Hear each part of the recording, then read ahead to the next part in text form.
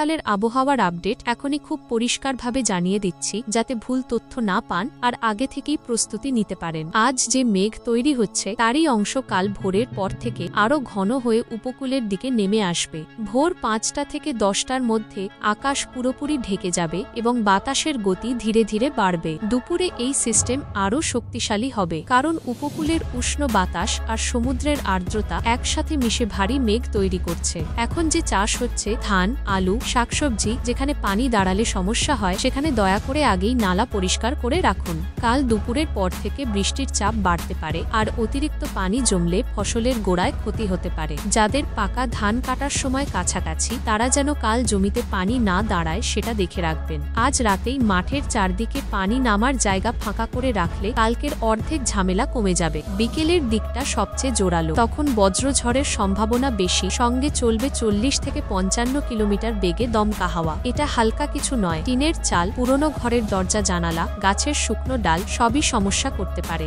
বজ্রপাতও হতে পারে, তাই খোলা মাঠে, নদীর ধারে বা উঁচু জায়গায় না যাওয়াই ভালো। রাতে বৃষ্টি একটু কমলেও পুরোপুরি থামবে না। মাঝরাতে আবার এক দফা হালকা থেকে মাঝারি বৃষ্টি হতে পারে। যারা বাইরে কাজ করেন তারা সকালেই দিনের প্ল্যান ঠিক করে নেবেন, আর বাড়ির ছাদে পানি দাঁড়ায় কিনা একবার দেখে নেবেন। সব শেষে একটা কথা, এটা কোনো আন্দাজ নয়। আজকের সিস্টেম যেভাবে তৈরি হচ্ছে ঠিক সেভাবেই কালেই আবহাওয়া হবে, তাই সতর্ক থাকুন, সময় মতো ব্যবস্থা নিন এবং নিরাপদে থাকুন। चलिए चलते हैं, हमारा टाइम हो गया है।